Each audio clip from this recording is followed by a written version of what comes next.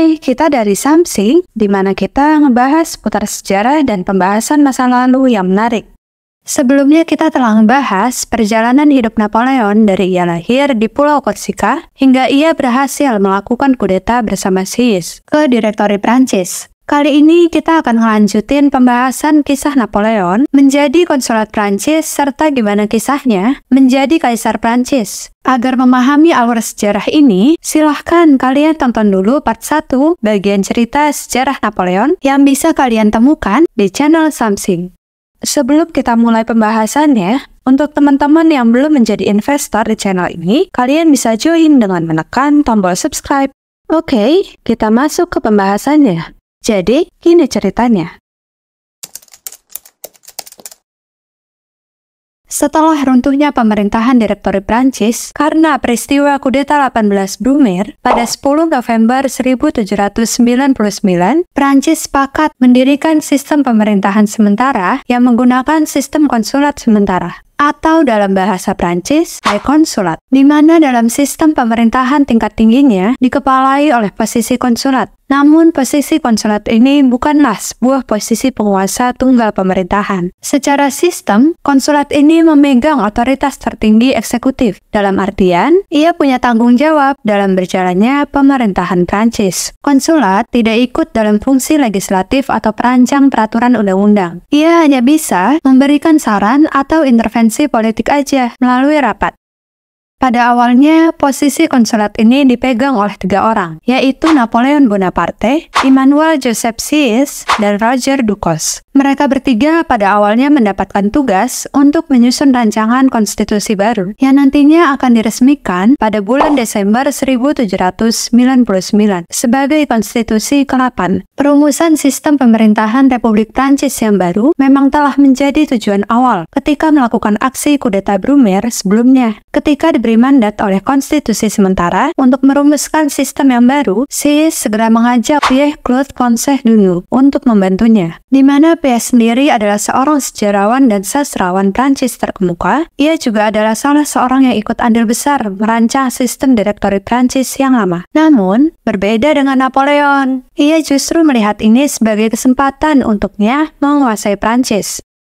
Napoleon pun segera menyusun rencana kudeta kepada Swiss dan kelompoknya. Ia mulai merekrut orang-orang yang mendukungnya sebelumnya pada peristiwa kudeta 18 Brumaire, seperti Joseph Fouché dan 2 orang-orang dari kelompok Neo Jacobin yang tidak suka dengan Swiss. Napoleon juga dibantu oleh adiknya, Lucien Bonaparte, untuk merekrut banyak pendukung lainnya. Para pendukung ini nantinya akan menyusun sistem konstitusi sendiri yang berbeda dengan milik Swiss dan Pierre, yang nantinya akan diajukan pada bulan Desember, serta nantinya mereka juga akan menggunakan hak suara mereka pada konstitusi sementara untuk memilih rancangan milik Napoleon. Memasuki bulan Desember 1799, rencana kudeta Napoleon berhasil, di mana sebagian besar isi dari konstitusi ke-8 yang disahkan berasal dari rancangan Napoleon. Dari sinilah permusuhan politik antara kelompok Napoleon dan Swiss dimulai.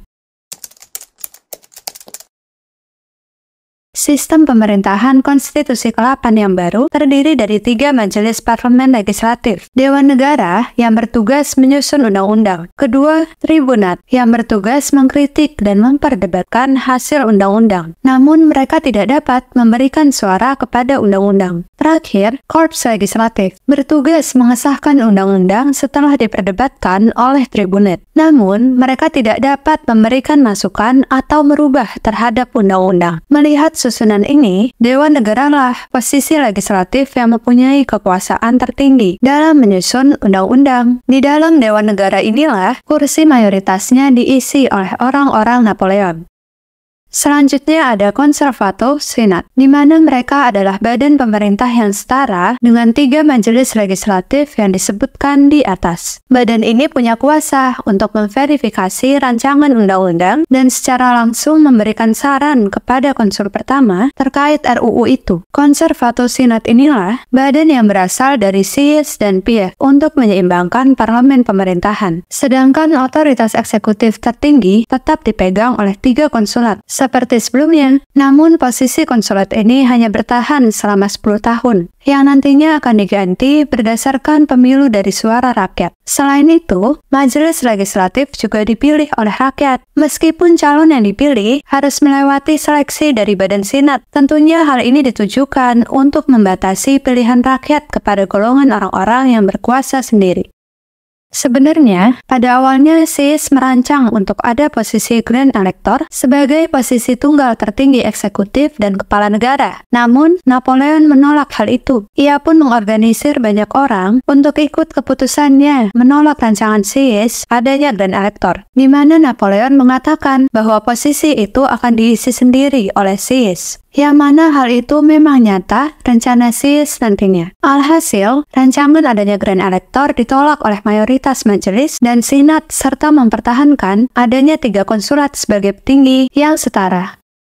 Upaya SIS ini banyak mengacaukan rencana Napoleon. Melihat hal itu, Napoleon berpikir untuk menurunkan jabatan SIS sebagai salah satu konsulat yang setara dengannya. Karena jika dibiarkan, akan menyebabkan berbagai kepentingan politik Napoleon yang ingin dicapai akan diganggu oleh SIS. Maka dari itu, ia pun mulai menyusun rencana untuk menurunkan SIS dari posisi konsulat bersama adiknya, Lucien Bonaparte. Hasilnya, pada bulan Desember 1799, ia mengajukan untuk pergantian posisi konsulat. Napoleon memanfaatkan situasi di mana banyak anggota majelis legislatif yang tidak suka dengan SIS dan Ducos. Selain itu, banyak kepentingan para anggota majelis yang bertentangan dengan SIS dan pendukungnya. Napoleon mulai menyuarakan bahwa perlu adanya seorang konsulat yang berkompeten sekaligus punya visi misi yang sama agar Republik Prancis tidak kacau. Lucien Bonaparte mengadakan rapat pengesahan Badan Senat dan Majelis Legislatif yang dimanipulasi agar mayoritas suara dari pendukung Napoleon yang hadir. Singkat cerita, rapat itu membuahkan hasil untuk menurunkan SIS dan Ducos dari posisi konsulat. Posisi itu digantikan oleh Jean-Jacques Regis de Combesires dan Charles Francois Leber, di mana mereka berdua adalah orang-orang dari golongan Napoleon sendiri. Dari titik inilah, karir politik dari SIS mulai berakhir.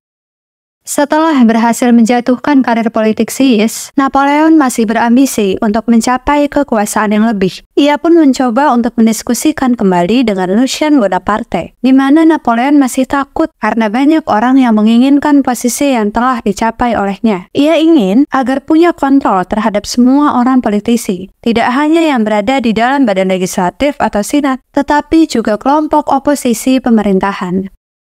Oleh sebab itu, Napoleon mencoba untuk merubah konstitusi kembali dengan menempatkan posisinya yaitu konsulat pertama sebagai kepala negara tunggal. Namun, ia tidak mendapatkan kesempatan untuk melakukan hal itu, karena Napoleon sendiri mengakui bahwa konstitusi baru yang telah berjalan tidak mudah untuk serta-merta merubah isinya. Walaupun ia merupakan salah satu konsulat yang mempunyai banyak pendukung, akan tetapi Napoleon melewatkan satu hal, di mana terdapat satu peraturan bahwa untuk merubah lingkup kekuasaan suatu jabatan harus disepakati oleh Badan Legislatif dan Senat. Peraturan ini merupakan warisan dari SIS sebelum ia turun dari jabatan konsulat sebelumnya. Namun, kesempatan ternyata datang dan Napoleon ingin memanfaatkan hal itu.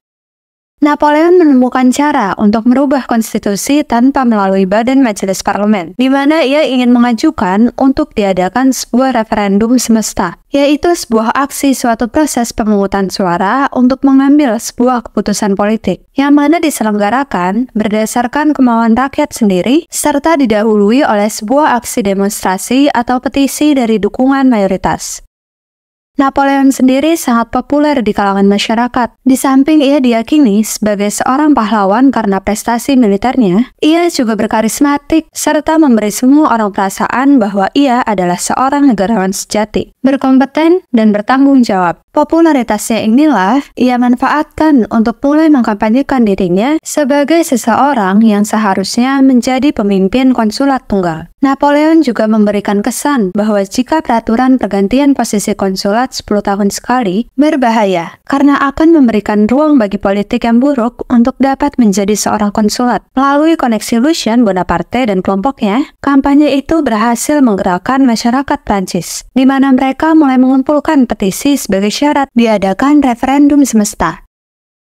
Akhirnya referendum semesta diadakan pada 7 Februari 1800, di mana isi dari mosi referendum itu adalah memberikan semua kekuasaan nyata kepada tangan konsul pertama, yang mana berarti kepada Napoleon, sedangkan dua konsulat lainnya sebagai nominal, yang berarti hanya sebuah posisi nama tanpa kekuasaan. Menariknya, hasil dari referendum semesta ini menyatakan 99,94% suara mendukung mosi itu, dengan 53,74% pemilih abstain dan 0,06% menolak. Hasil ini diumumkan sekaligus diresmikan kepada publik oleh Lucien Bonaparte, yang mana ia menjabat sebagai Menteri Dalam Negeri Republik Prancis. Referendum semesta ini merubah isi konstitusi ke-8 yang telah disepakati sebelumnya. Hal ini membuat Napoleon menjadi konsulat tunggal yang berkuasa secara eksekutif di Republik Prancis. Namun, menurut sejarawan Prancis bernama Claude Langlois, ia memiliki bukti bahwa Lucien memanipulasi hasil suara, di mana ia menambahkan hingga 20.000 suara. Ya, pada masing-masing bilik daerah. Karena itu hanya ada sekitar 1.550.000 suara aktual yang benar-benar mendukung mosi perubahan ini.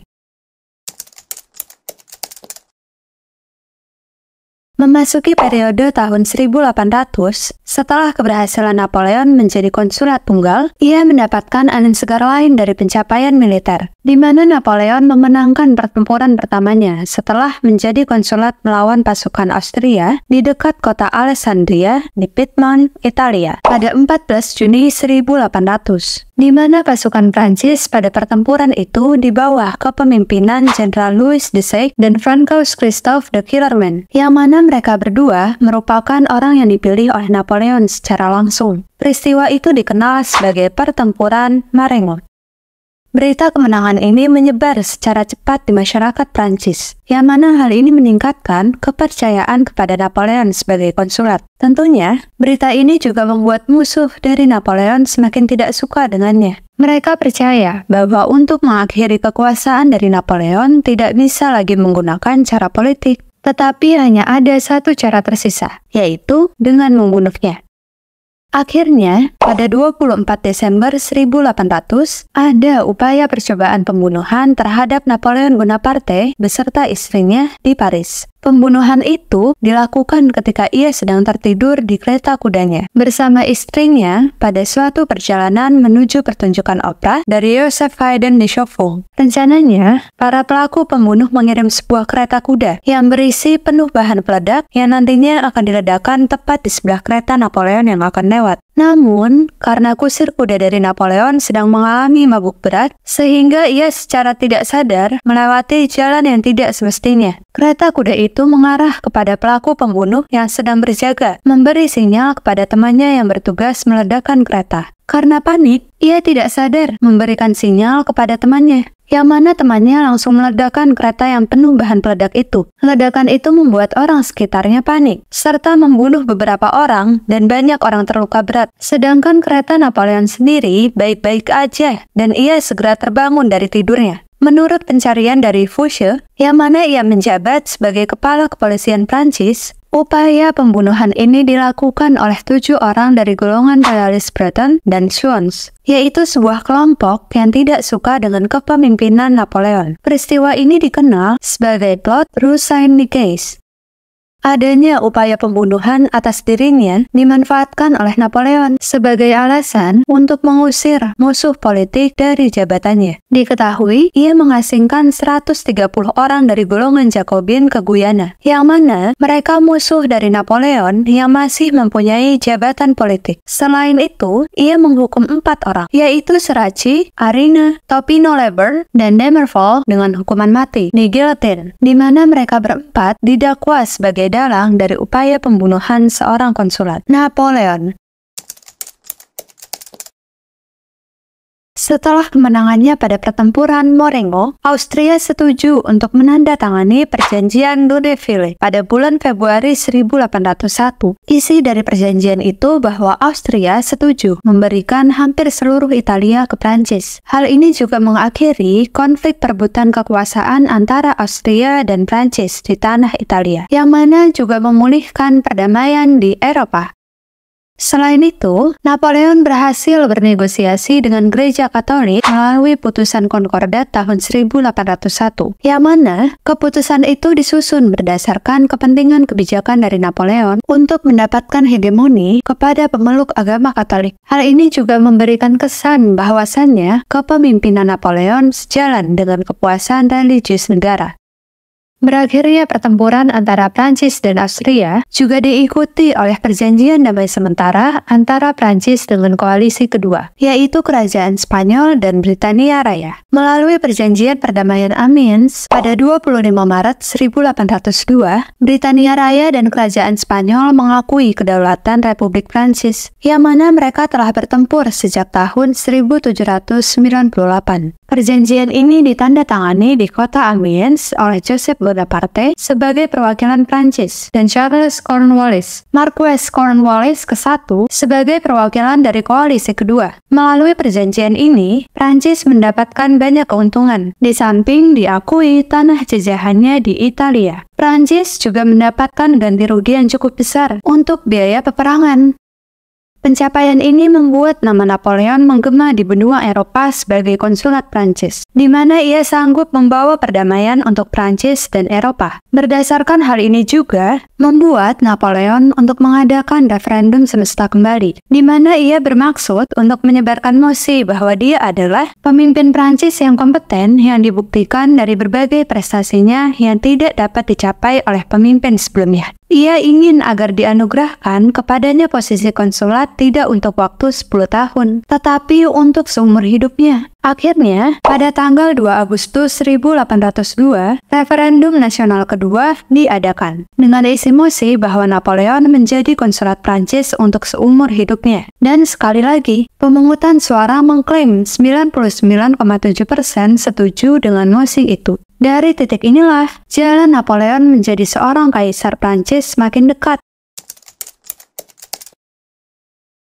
Pada tanggal 4 Agustus 1802 atau tanggal 16 Thermidor kalender Prancis, 2 hari setelah diadakan referendum semesta, Konstitusi Nasional Prancis mengesahkan Konstitusi tahun ke-10, di mana isinya menggantikan Konstitusi ke-7, yaitu merevisi posisi konsulat untuk menambah masa Napoleon Bonaparte dengan menjadikannya konsul pertama seumur hidup. Peresmian ini juga memberikan kewenangan lebih kepada Napoleon. Namun, diketahui konstitusi ke-10 ini nantinya hanya bertahan sampai 1804 sebelum direvisi kembali.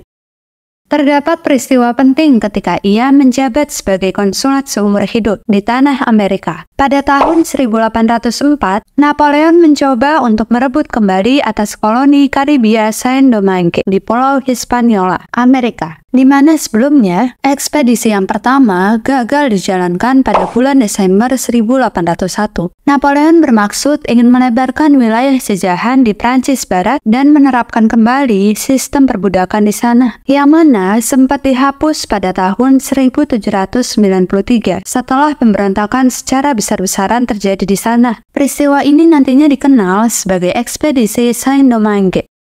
Namun, ekspedisi ini justru mengalami kegagalan, di mana Prancis mengalami kerugian 35.000 sampai 40.000 pasukan akibat perlawanan orang di Pulau Hispaniola, Amerika. Orang-orang di Pulau Hispaniola telah diorganisir dengan sangat baik untuk melawan pasukan Prancis oleh Toussaint Louverture, seorang mantan budak Prancis yang mendeklarasikan dirinya sebagai gubernur seumur hidup di pulau itu. Keberhasilan dari Toussaint Louverture dalam menghalau pasukan Prancis dimanfaatkan untuk mendeklarasikan kemerdekaan pada tanggal 1 Januari 1804, di mana mereka memproklamasikan kemerdekaan sebagai negara Haiti.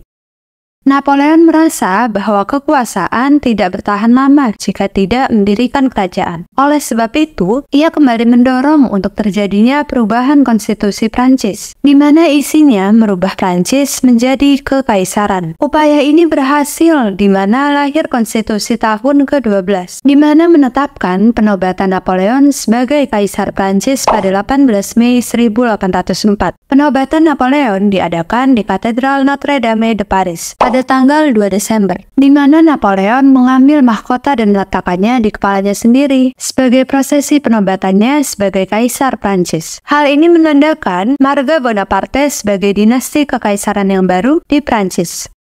Akan tetapi, kehidupannya sebagai seorang kaisar harus terusik karena ia harus memimpin Prancis pada Perang Koalisi Ketiga melawan Inggris, Austria, Rusia, dan Napoli pada tahun 1805. Dari titik inilah, berbagai upaya harus dikerahkan oleh Napoleon untuk mempertahankan kekaisarannya.